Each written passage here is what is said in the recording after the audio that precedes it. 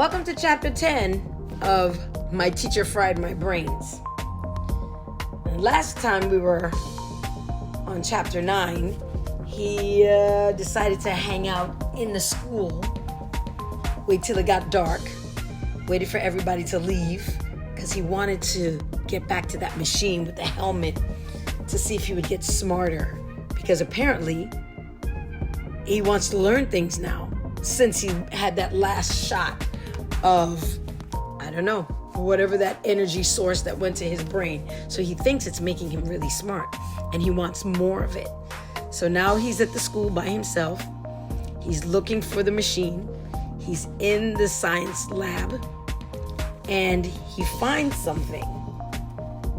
He finds a container. He was hungry. That's what it was. He was hungry. So he went in the refrigerator looking for food and he just finds plants and gooky, icky thingy stuff. I don't know. He finds some weird animals and whatnot. He finds a container thinking, oh, this might be some food. And he opens it and he screams. So this is chapter 10, where we find out why he screams. Chapter 10 is called Poot. I probably wouldn't have screamed if the stuff in the container had only been glowing. Even if it had only started to wobble, I might have been able to control myself, telling myself that I had accidentally shaken the container. But when the glowing, jelly-like mass I had uncovered began to ooze over the rim of the Tupperware and up along my arm, it was more than I could handle. I not only screamed, I dropped the container onto the counter. But the blobby stuff was attached to me. It stretched, extending from my wrist to the container. I backed away, still screaming. The stuff continued to stretch, dragging the container with it. Suddenly, the container slid off the edge of the counter. The goo inside pulled out with a horrible sucking sound, then snapped onto my hand, almost like a rubber band. Then it started to whine. Ah! I screamed, ah! Ah! Get off! Get off! I shook my hand trying to get rid of the glowing goo. The stuff stretched to the right, then to the left, bulging with my movements. Suddenly, it came loose from my hand. It sailed through the air and landed on the counter with a splat. It sat there whimpering for a minute. Then it slowly reshaped itself until it looked like something like a 2-foot-long slug, a glowing slug. The slug thing lifted its front end. At least I assumed it was the front end. Several inches into the air. It turned so that it was pointing at me. And then it burped. It burped right at me, as if it wanted me to know how disgusted it was with me. Then it collapsed onto the counter. I wanted to run, but if I left that stuff lying on the counter, Miss Jones would know that someone had been snooping around, and then I would never get to use the brain fryer, and I wanted to use it. Suddenly I got an idea, which sort of shows you the effect the brain fryer had already had on me. The idea was this: if I used the brain fryer first, maybe it would zap up my mind power enough so that I could figure out what to do with the slug next. You stay there, I said, pointing at the slug and trying to keep my voice from trembling. It lifted one end and said, "Good." But it said it in a kind of weak little voice. I felt a twinge of fear. Did this thing have to be in the refrigerator to stay healthy? Was it going to die if I left it out on the counter? If it did, what then?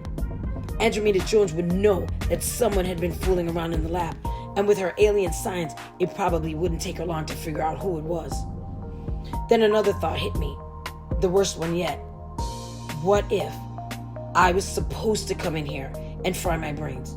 And what if the reason was that this thing I had found in the refrigerator was some alien brain eater that needed a supercharged brain for a snack every now and then, or else it would starve to death?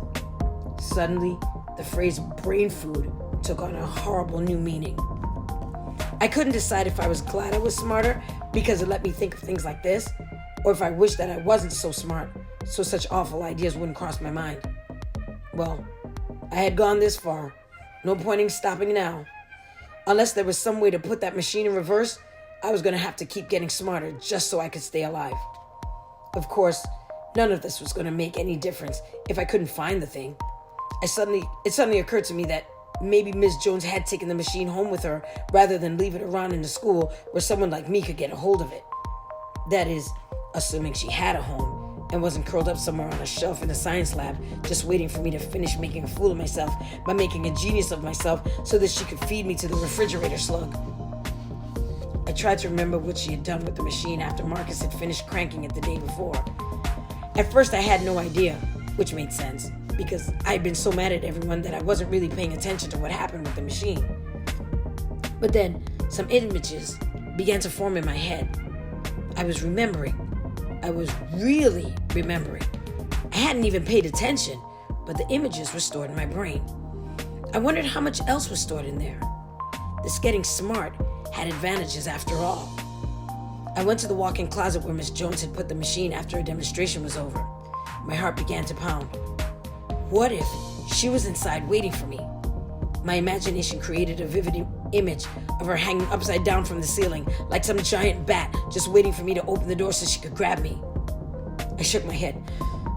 I guess I was also getting more creative. Too bad courage wasn't also part of the package. I was dying to turn on a light, but that was impossible. It would have been like standing on the roof and shouting that someone was snooping around in the building. Taking a deep breath, I began to open the closet door. Slowly, very slowly, standing not in front of it, but beside it, in case anything came out, charging of the darkness. Nothing. Silence. Holding my breath, I began to peer around the edge of the door. Suddenly, I felt something touch my ankle. I learned it doesn't take brains to invent anti-gravity, just fear. I was halfway to the ceiling before my scream hit my lips. Ah! I cried just like before. Ah! Asked a small voice. I was standing on the doorknob. I looked down and saw the glowing slug thing on the floor beneath me. One end was lifted in the air, waving in a slow circle. It asked again. My heartbeat went from jackhammer level down to bass drum level. For a moment I wondered, what would happen if I jumped on the slug? Maybe I'd kill it. Or maybe it would just split into a jillion little slime balls, each one of them hungry, angry, and out to eat my brain. Scratch that idea. Go away! I yelled. What? Answered the slug, sounding as angry as me. I decided to take a chance. I jumped down from the doorknob, landing about 2 feet from the slug. Scram! I screamed. Put! It cried in panic. Then it formed itself into a circle and began to roll back across the floor to the lab table. I didn't have much time. After all that noise, there was no way I was going to sneak up on anyone or anything waiting in the closet. So I just walked in. I didn't spend long looking for the thing. Actually, I didn't spend any time looking. Since the closet was too dark inside to see anything, but I hadn't groped my way more than 2 feet past the door when I bumped into a rolling table, the kind teachers usually keep movie projectors on. This one didn't have a projector. It had Miss Jones's brain fryer. Trembling with excitement, I rolled the machine back into the lab, working in the dim light, half from the moon, half from the street lamps that came through the windows. I began to set up the machine. At one point, I closed my eyes, trying to remember how the helmet had been connected to the generator. In a few seconds, my brain sent me to the image. I smiled. This being smart was good stuff. I looked around for the slug. It was lurking over by the table. Placing the helmet carefully on my head, I got ready to fry my own brain.